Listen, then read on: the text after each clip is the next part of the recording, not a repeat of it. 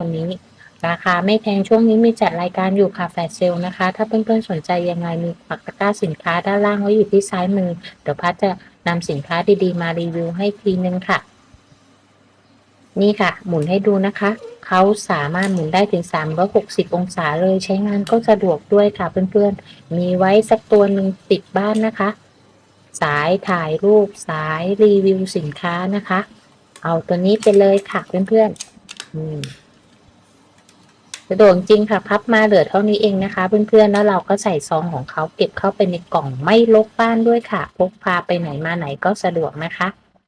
แนะนำค่ะยังไงสนใจสินค้ามีปักตะกร้าไว้ด้านล่างซ้ายมือนะคะกดสั่งซื้อได้เลยค่ะเดี๋ยวคลิปหน้าพัชจะเอาสินค้ารีวิว